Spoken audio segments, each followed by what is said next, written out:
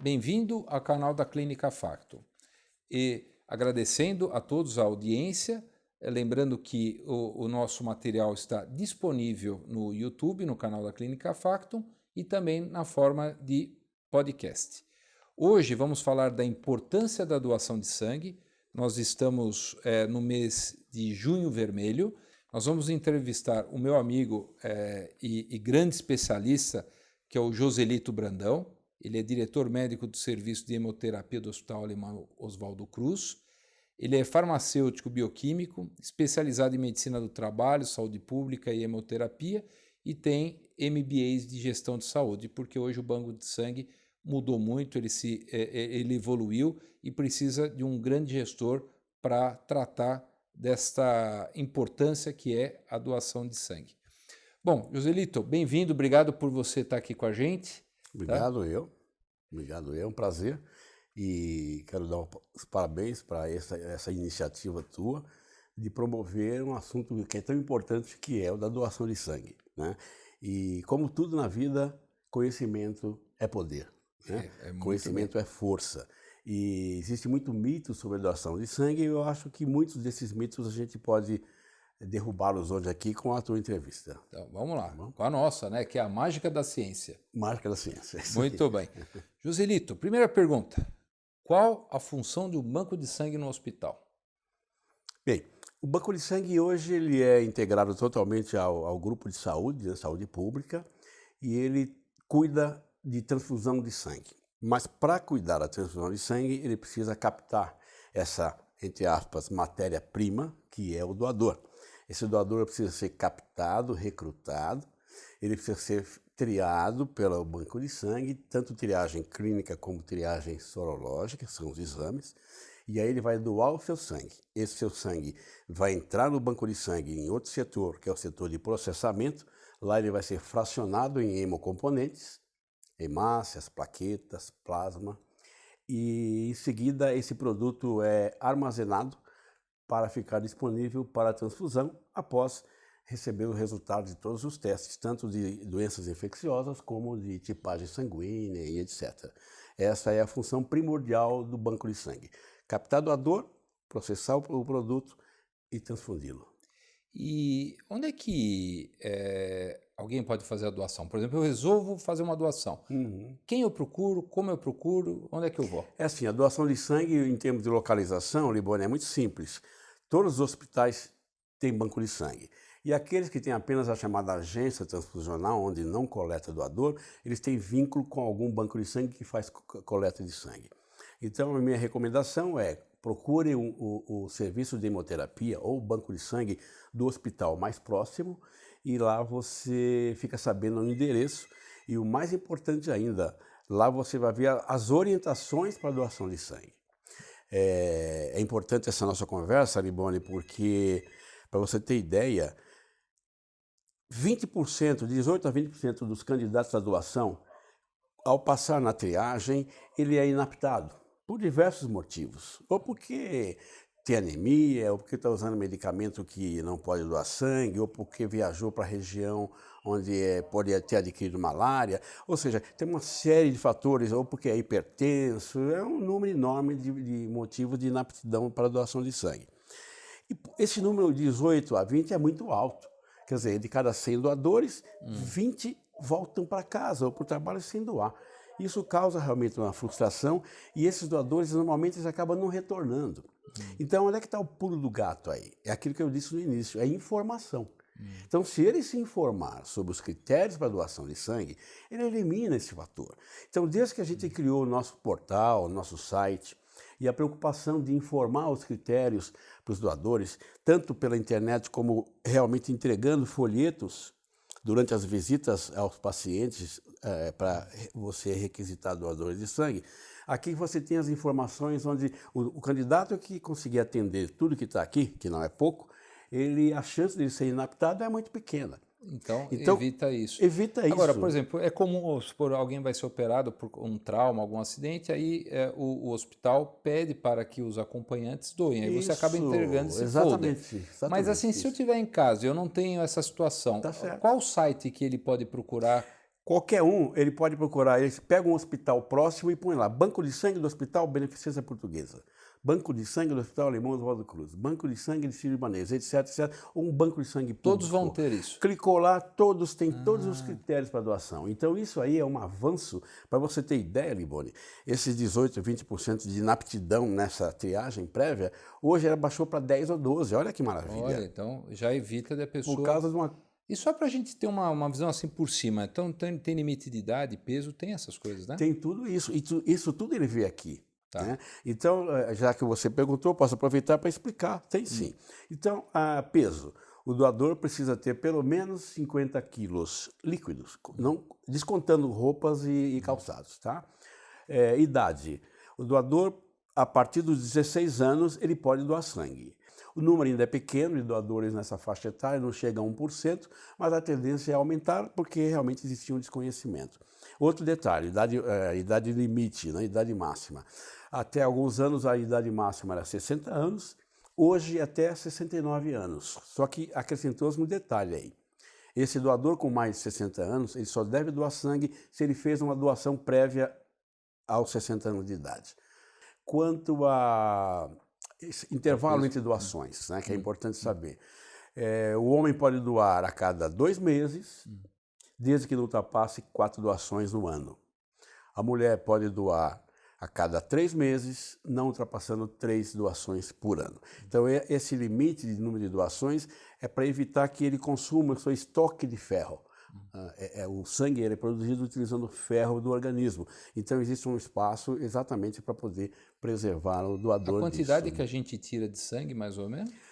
Tira-se menos de meio litro, entre 400 e 480 ml, dependendo... É pouco para uma pessoa que tem 7 a 8 litros? É pouco, assim, esse gigante aí ele não é o mais comum, né? Tá. Ainda mais que hoje em dia tem muita mulher doando sangue. 40% das nossas doadores são femininas, né? Então, neste caso, a gente colhe 400 ml. Chega a ser em torno de 12% do volume de sangue que a pessoa tem. Uma pessoa maior, uma pessoa do teu tamanho, não chega nem a 10%, muito menos do que isso. Que é um volume que é seguro para doação. Tá, e diz uma coisa, você falou algumas coisas assim sobre o doador. Existe uma situação que não se encaixa de maneira alguma? Entre elas, a gente até comentou aqui sobre o Covid. Existem vários critérios, inúmeros critérios de inaptidão, né? Inaptidão temporária e alguns até de inaptidão permanente, como alguns tipos de câncer e cardiopatias, AVCs, mas a maioria dos critérios de inaptidão são temporários, tá? Cirurgia prévia, recente, tem que aguardar um pouco mais, e as viroses em geral, a gripe, resfriado, por exemplo, a pessoa precisa aguardar uma semana de recuperação para poder fazer a doação de sangue. E no caso da Covid especificamente, hoje a recomendação é que ele aguarde 10 dias após resolução dos sintomas. Depois de 10 dias, ele pode doar sangue sem problema. E caíram muitos estoques nessa época do Covid, né? Foi, na época da Covid caíram os estoques, é interessante, né, como os critérios, é interessante. Às vezes, quando a gente chega no doador e inapta por algum motivo, ele fala assim, pô, mas vocês não querem sangue? Vocês têm tantas restrições para doar sangue, parece que vocês não querem. Eu respondo o seguinte, a condição de hoje, nós podemos nos dar ao luxo de todos esses critérios, porque eu estou visando a segurança para o paciente que vai receber esse sangue. Se nós estivéssemos no estado de guerra, seguramente esses critérios vão todos serem modificados para serem menos restritivos. E é interessante que você perguntou, Liboni, que em função logo que começou a pandemia da Covid, os critérios para doação realmente eles foram menos restritivos em função disso. Diminuíram alguns critérios, porque eles consideraram, olha, estamos numa guerra. Então, se eu mantiver os mesmos critérios de uma condição normal, vai faltar sangue. Então, isso foi felizmente que o pessoal perdeu o medo, os bancos de sangue se adaptaram com espaçamentos, etc., e isso acabou sendo Agora, resolvido. Joselito, para quem recebe sangue, é feita essa triagem toda que você falou, clínica e tal, mas tem alguns exames que são feitos bioquímicos para verificar se o doente tem AIDS, se ele tem hepatite, assim por diante. O doador, né? Isso. Sim, então essa triagem clínica são essa série de questões que eu comentei, né? Que nós temos tudo isso em folhetos no site, sobre doenças pré-existentes, doenças atuais, procedimentos cirúrgicos, invasivos, endoscopia recente, tudo isso tem um prazo de restrição para cada um desses. O uso de tatuagem, por exemplo, tem que aguardar 6 meses. Né? E a acupuntura, se o material não for descartável, tem que aguardar 12 meses. Gestação, quer dizer, tem vários medicamentos, alguns remédios a pessoa não pode doar. Existem medicamentos que a palavra é teratogênese, como tem leigo assistindo. Então, teratogênico é aquele remédio que causa defeito no feto, né? Então, tem alguns medicamentos que o doador não pode estar fazendo uso, porque o sangue dele contendo esse medicamento leva um certo risco para uma mulher gestante. Então, uma das perguntas que eles vão responder é se esses medicamentos são listados, né? E o prazo para doação. Você quer um exemplo disso? Que é um medicamento muito utilizado para queda de cabelo, que antigamente era usado para hiperplasia benigna de próstata, que é o finasteride. O finasteride é teratogênico, quer dizer, o sangue da pessoa tem um remédio que uma mulher que está uma gestação recente, isso pode ser perigoso para ela. Então você perguntou sobre os critérios gerais. Agora tem os outros, que são os exames que vão ser realizados, não é isso? Sim. Tá. Se me deu oportunidade, você jogou uma bola na área, eu vou ter que meter para o gol. É o seguinte... Público que não é do ramo, conheço uma coisa importante chamada janela imunológica. O que é janela imunológica? Porque a gente percebeu que tem alguns doadores que falam, por que vocês têm todo esse cuidado aí, porque eu estou com uma ferida aqui, não posso doar, porque meu canal dentário está aberto, não posso doar, porque eu tive diarreia ontem, não posso doar, se vocês vão fazer exames. Então, não se faz 100% dos exames, por exemplo, né? O que a gente faz são exames de transmissão sanguínea conhecidos. Esses exigem exames. Então, são hepatite B, hepatite C, HIV, HTLV, que é um outro retrovírus, que não é AIDS, mas é um retrovírus também, doença de Chagas e sífilis. Esses são chamados exames sorológicos. E o que tem a ver janela imunológica com isso que eu coloquei tanto alarde aqui?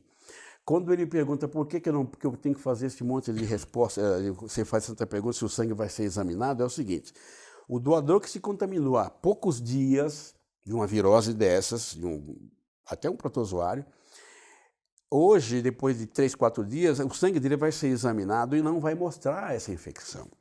Então, esse período é um período de risco, é o elemento que leva a menor segurança do sangue, é esse período de risco. Daí, isso é importante que o doador seja sincero. Então, essa janela, por que é importante eu frisar a janela?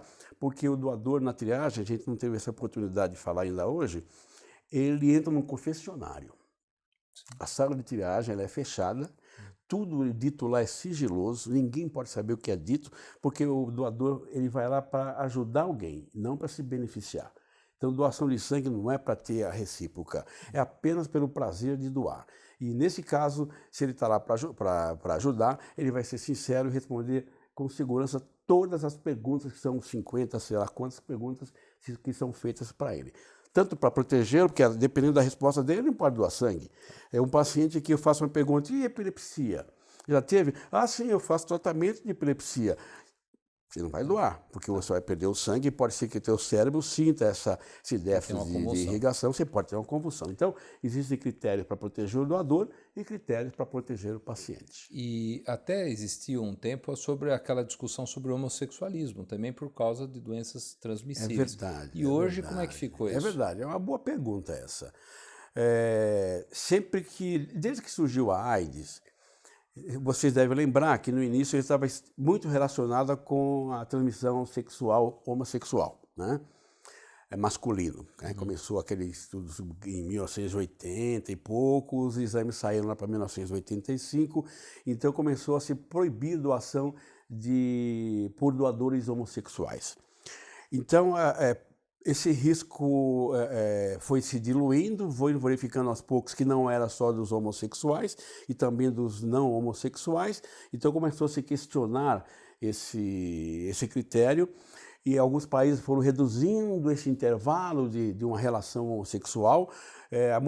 Muitos bancos de sangue, inclusive há pouco tempo no Brasil, não podia ter nenhum contato homossexual masculino nos últimos 12 meses, aí não poderia doar sangue, ele seria inaptado. Nos Estados Unidos eram mais restritivos ainda, não podia ter tido contato sexual desde 1985 e o mundo todo começou a se movimentar. Acho que a pandemia acelerou, consertou isso nesse tempo que foi. Também ajudou também. Acelerar essa mudança. Essa mudança também. E então, a partir daí, começou a se discutir, que eles chamam de MSM, né, que é Men's Sex with Men. Então, esse conceito do MSM foi se difundindo mundialmente, alguns países já foram liberando, o Brasil está entre eles, que é muito recente. Alguns desses países aqui na América, Argentina, no Chile, no Brasil, a restrição hoje não é o fato de ele ser homossexual, não se faz mais essa pergunta. Aliás, isso já está juramentado, porque o próprio STF já se manifestou sobre isso. Então, é proibido você fazer uma restrição à doação de sangue pelo fato da pessoa ser homossexual. Então, qual é o foco? O foco é comportamento sexual de risco de doenças transmissíveis no ato sexual. Então, aí não importa se esse comportamento foi homossexual ou heterossexual. Então, essa é a preocupação. Pergunta que eu queria te fazer agora. Eu vou fazer doação. Tem algum preparo especial que eu tenho que fazer? E pós a doação, eu posso fazer esporte? Posso voltar a trabalhar? Tem algum tempo que eu fico em repouso? Como é que funciona? Bom, preparo. Então, o doador deve ter dormido normalmente nas últimas 24 horas. Come? Ele não deve ter usado bebida alcoólica nas últimas 12 horas. Ele deve estar alimentado. Então, se for de manhã, toma o café da manhã normalmente. Se for após o almoço, ele pode almoçar, mas deve aguardar umas 2 horas após o almoço. Caso ele passe mal, pode ficar nauseado. Se o alimento for muito gorduroso, tipo uma bela de uma feijoada assim, convém esperar até umas 4 horas após a refeição, porque essa gordura no sangue atrapalha os exames que serão realizados. E o intervalo entre doações eu já comentei, né, que é 2 meses para homem e 3 meses para mulher. Portar um documento de identidade oficial, né, com fotografia, e ter boa saúde. Não ter uma doença, não estar pesquisando nenhuma doença, sendo tratado por alguma doença. Esses são os requisitos básicos. Após a doação, cuidados. Todo doador recebe um crachá, onde no verso do crachá contém as orientações caso ele venha passar mal. Porque alguns doadores eles sentem mal, sentem um pouco de tontura, porque a pressão cai um pouco, né, quando doa sangue. E quando é jovem, isso existem vários estudos que confirmaram já, doadores jovens e de primeira vez eles têm mais chance de passar mal, tá? Que é uma tontura, normalmente é super benigna, a evolução é boa, é só virar a cadeira para ele ficar mais na horizontal, que o sangue volta a circular no cérebro como deveria e ele recupera rapidamente. Na pior das hipóteses, um pouquinho de soro só para repor o volume. Sem sequela, sem nada? Sem sequela. Em seguida ele vai tomar um lanche, ele precisa ficar no banco de sangue sob nossa vista durante uns 15 minutos pelo menos, se hidrata, se alimenta e vai embora. Cuidados pós-doação, né? Se ele for um piloto de helicóptero, motorista de serviço de ônibus ou mesmo de passageiro, qualquer outro, a gente recomenda que ele não faça essa atividade nas 24 horas seguintes pelo risco. Quando é um motociclista, a gente até segura o capacete dele lá por meia hora, pelo menos, para ele não sair antes desse período pelo risco. E em relação à atividade física, a nossa recomendação é que aguarde para o dia seguinte só, não fazer no mesmo dia nenhuma atividade física que exija esforço, inclusive porque, afinal, tem uma punção que foi feita ali no braço dele, então para garantir o tampão lá, para não ter nenhum sangramento. Então, basicamente, são essas orientações para o pós. E esporte faz em quanto tempo? Esporte deve evitar no mesmo dia, só no dia seguinte. No dia seguinte, já dá para fazer normalmente. Sempre no dia seguinte, Agora, Joselito, uma coisa que eu queria te perguntar. O sangue, você falou a importância do concentrado em massa, das plaquetas e do plasma e outras coisas mais, que é fundamental para quem é cirurgião. A gente faz cirurgias de grande porte e a gente sempre deixa estocado para uma situação de emergência ou até para uso, para melhora do status quo do paciente. Agora, uma coisa que eu queria perguntar para você. Existe a possibilidade de alguém coletar sangue antes de ser operado para, de repente, evitar o uso do banco de sangue? Você tem como fazer isso? Perfeito, tem sim. Em certas situações, dependendo do tipo de cirurgia, se o cirurgião achar importante que ele receba o seu sangue, porque pode ser que necessite dessa transfusão, porque se um paciente tem 15 de hemoglobina, 16 de hemoglobina, é uma coisa. Agora, se o paciente tem 11, 10, etc., quer dizer, está mais próximo da anemia, ele tem mais chance de receber sangue. Então, o próprio cirurgião é que vai fazer essa avaliação também. E para aquele que faz questão de receber o seu próprio sangue, existe um tipo de doação, chama-se autotransfusão de pré-depósito. Ele deposita o sangue. A gente seleciona ele na triagem. Naturalmente, aquelas perguntas de fatores de risco não precisam ser feitas, porque é o sangue dele, apenas aquelas perguntas visando a segurança dele como doador, né? Como perdendo um sangue. E ele, então, é avaliado, colhe-se uma bolsa de sangue, realiza-se todos os exames de rotina, apesar disso, só para ele, é obrigatório fazer toda aquela triagem que eu comentei, de hepatite B, C, etc, etc. Ele é tipado e esse sangue, então, ele é guardado e fica à disposição para a cirurgia, que é uma cirurgia eletiva. Ele pode doar, antigamente chegava até a fazer 3 doações em um mês, mas as cirurgias hoje não sangram tanto. Então ele pode doar uma bolsa ou 2, um intervalo de 1 semana entre uma bolsa e outra, e o intervalo de 1 semana antes da cirurgia. Então ele vai para a cirurgia e lá o cirurgião pede essa bolsa de sangue, que ela é totalmente marcada, identificada para risco zero de usar um sangue que não seja dele, né? Isso é uma segurança que a gente oferece e informa para o doador relaxar. Tiver todo aquele esforço para doar sangue e recebe o sangue dos outros. Isso sim.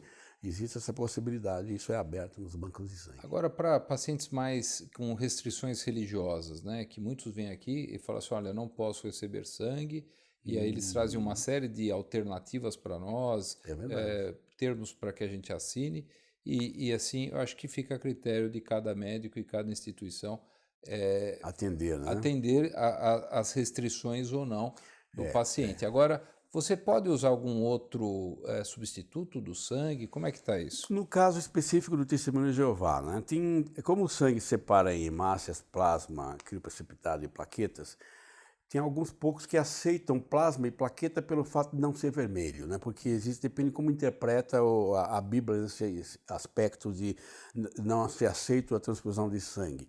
Na verdade, a Bíblia fala alguma coisa de ingestão, porque naquela época não se falava em transfusão. Mas extrapolaram isso para a transfusão também. Então, alguns aceitam. Tem alguns que aceitam até um procedimento chamado recuperação intraoperatória de sangue, onde ele, na cirurgia, com o seu campo cirúrgico ali aberto, é aspirado o sangue dele que está sendo perdido ali, né, na cirurgia. Esse sangue entra no equipamento com um circuito plástico descartável, ele é centrifugado e recebe apenas as hemácias, passam por um filtro para reter partículas de gordura, restos de células, etc. E ele recebe um concentrado de hemácias suspenso em soro fisiológico no meio da própria cirurgia. Então é uma autotransfusão, o equipamento chama-se recuperação intraoperatória de sangue, que é mais conhecido como cell saver, né, do inglês. Então existe isso aí à disposição em quase todos os hospitais, que tem algumas restrições. Se tiver um paciente com um procedimento da tua área digestiva, que tem um risco de ter uma liberação de conteúdo gástrico para aquele campo cirúrgico, não dá para aspirar um sangue desse, que está cheio de bactérias, e isso é uma contraindicação. Para câncer também, se você vai segmentar um tecido onde você possa jogar essas células cancerosas na circulação para você pegar de volta, é super questionado isso, ainda não está se provando que essas células que você pegou se pode distribuir para as outras, mas é uma contraindicação formal para o cell saver. Em relação ao Testemunho de Jeová, de novo, né, se bem que não precisa ser só ele, que você falou sobre substitutos, né?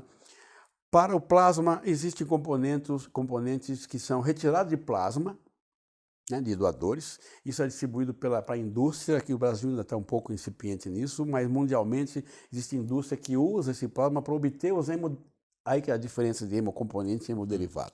Os hemoderivados, isso é produto da farmácia, o banco de sangue não tem hemoderivados, tá? Então são fabricados do plasma e aí ele é pasteurizado, é um elemento mais seguro. Aí eles obtêm lá fator de coagulação, que chama complexo pré-trombínico, obtém o fibrinogênio, que é o hemocompletan, isso tudo da própria indústria. Então ele pode contar com o substituto do plasma e do crioprecipitado.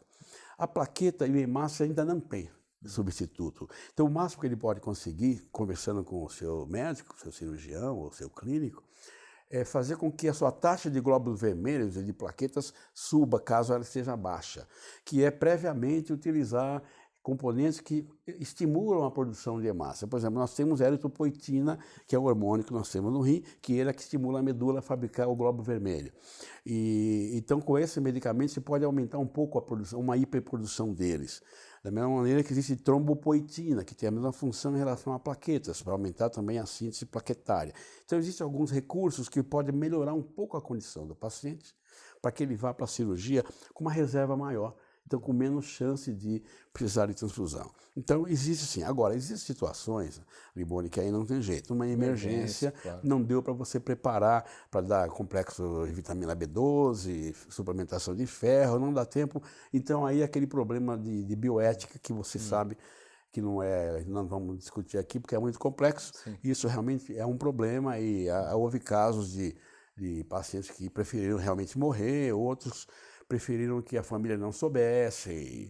Então, isso varia muito até de indivíduo para indivíduo, porque parece que eles discriminam pessoas que receberam sangue. Então, é um assunto bastante complicado, mas realmente chega a ser problema. É muito pano, é muita discussão. Muita discussão. Agora, Júlio, só para a gente complementar, porque tem colegas médicos que também nos assistem, estudantes, tem aquela história do sangue filtrado, sangue irradiado. Dá só uma coisa de uma maneira simples, só para o pessoal entender o que você pede, para que serve plaqueta, para que serve o crio precipitado, para que serve plasma, só para o pessoal entender. Bom. Então, esses componentes são produzidos para repor aquilo que o paciente está precisando, né? Então, concentrado de hemácia, que contém concentrado de glóbulos vermelhos, está aí uns 300 ml mais ou menos de glóbulo vermelho, quando o paciente tem anemia, ou quando está perdendo sangue, que seguramente vai se manifestar a anemia por essa perda de sangue, em traumatismo, em cirurgias mais agressivas. Existe o concentrado de plaquetas, que ele serve para iniciar a hemostasia. Para quem é leigo, a plaqueta, a função da plaqueta é iniciar o vazamento, entre aspas. Imagina um dique, que a água do dique, da represa, é o sangue. E aquela parede começou a trincar. Então, isso seria o quê? Seria o endotélio dos capilares, os vasos pequenininhos. Se tiver alguma lesão ali, pode ser que comece a vazar sangue. Imagina esse capilar, são milhares de capilares, né, vazando. Então, as plaquetas funcionam como se fosse um cimento.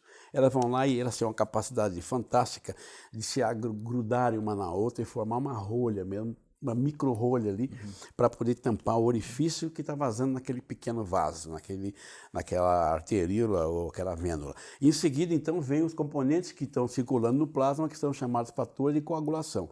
Esses fatores é que vão lá e vão consolidar essa lesão, e depois vem a fibrina e forma aquela malha, e posteriormente até uma cicatrização. Então, quando o paciente está precisando desses componentes, porque ele não está produzindo, aí seria o uso do plasma ou esses componentes de indústria que eu falei, tá? E as plaquetas são obtidas do doador de sangue e o fibrinogênio também é obtido do plasma. São esses os componentes que são utilizados quando tem deficiência ou quando, às vezes, não é nem por deficiência. Há situações, você já deve ter passado por isso, que o banco de sangue controla muito a indicação transfusional.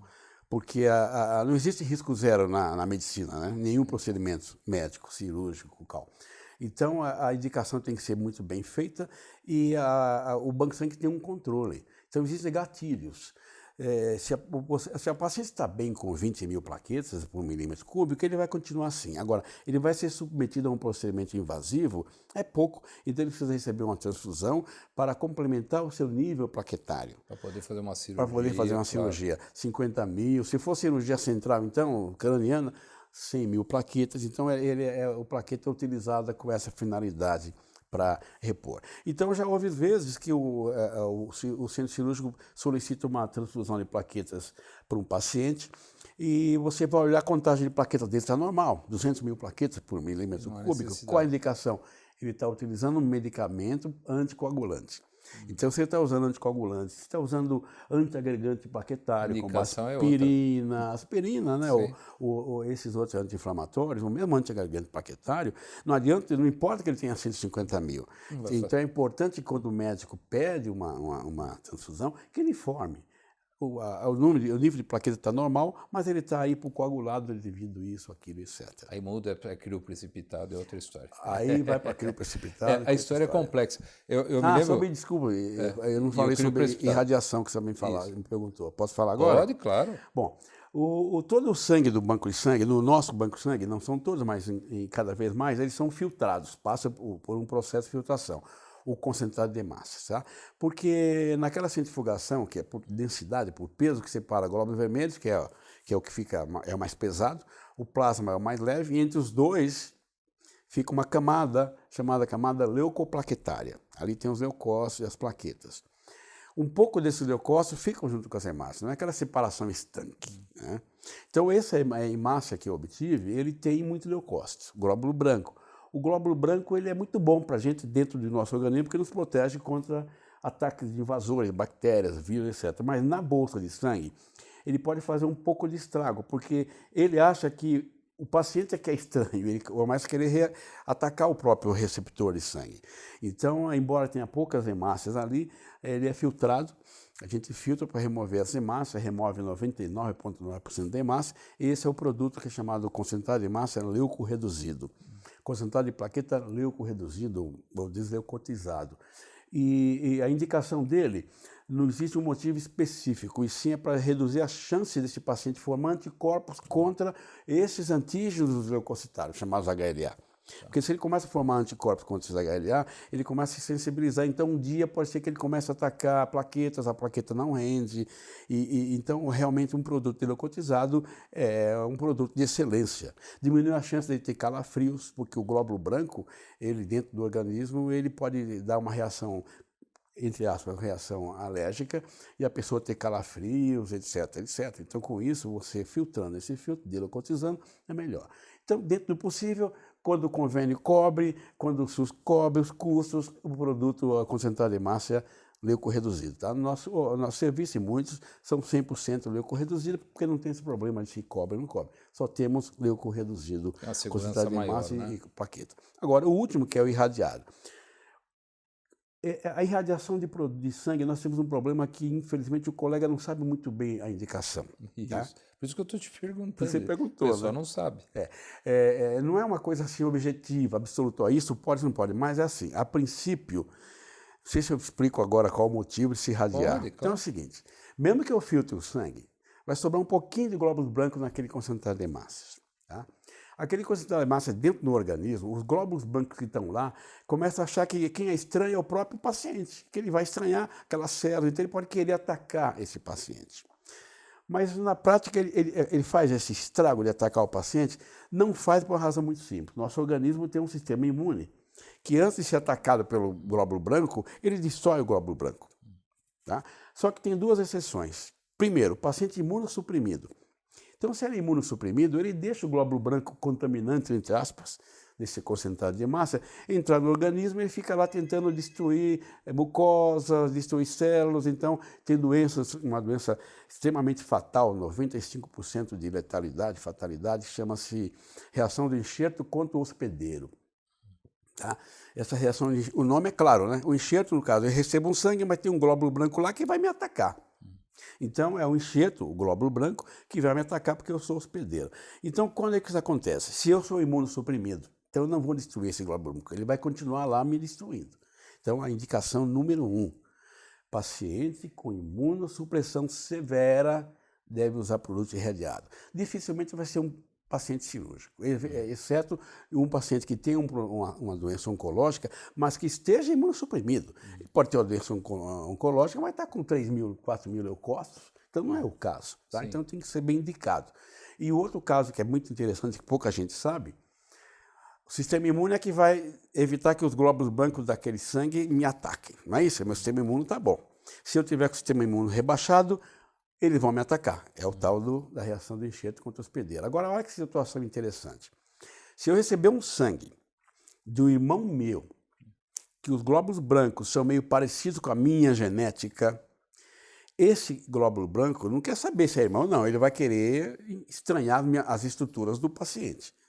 Se ele é imunocompetente, ele destrói esses glóbulos brancos, né, que eu acabei de explicar.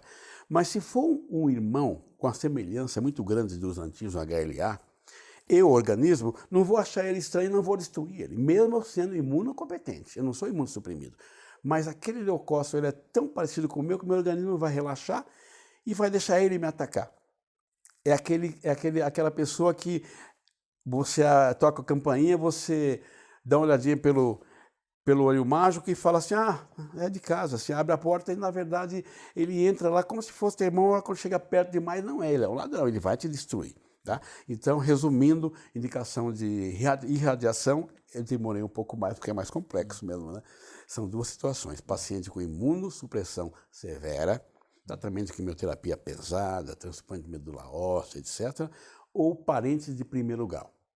Perfeito. Isso, o próprio banco de sangue já tem essa preocupação de sempre perguntar se tem algum paciente internado lá, porque aí ele já recebe uma tarja de não transfundir em fulano e tal. Então, não transfunda no paciente que é irmão, ou pai, primeiro grau. Por isso que a gente faz toda essa coisa. Esse assunto é muito complexo, é um assunto muito interessante. Tem muita gente que não sabe disso. Verdade, né? verdade. E é importante essa informação que você está dando para todos nós, né? Eu acho que isso aí, para o doador ficar tranquilo que ele pode doar, que os sintomas que ele tem secundários são muito passageiros, rápidos e tratáveis, ele não vai ficar com nenhuma sequela. Nós falamos aqui sobre a importância da doação e como é hoje o banco de sangue, algo muito sério.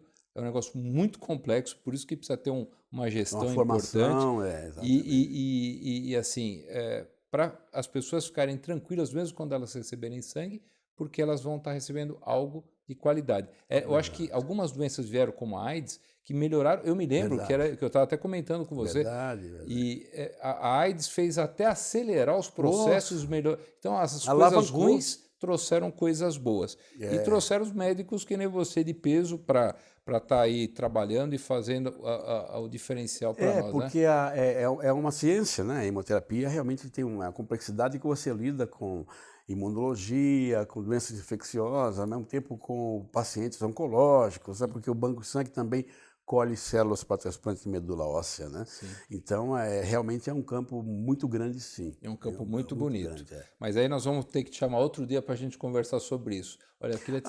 só uma pergunta que acho que você deveria fazer. Qual? Depois que eu dou o sangue, como é que ficam meus exames? Se eu fizer um exame de sangue, um hemograma, ele vai mostrar alguma alteração? Tá? Então, rapidamente a resposta. Assim, o volume perdido, aquele 450 ml, em média, ele é recuperado até o dia seguinte.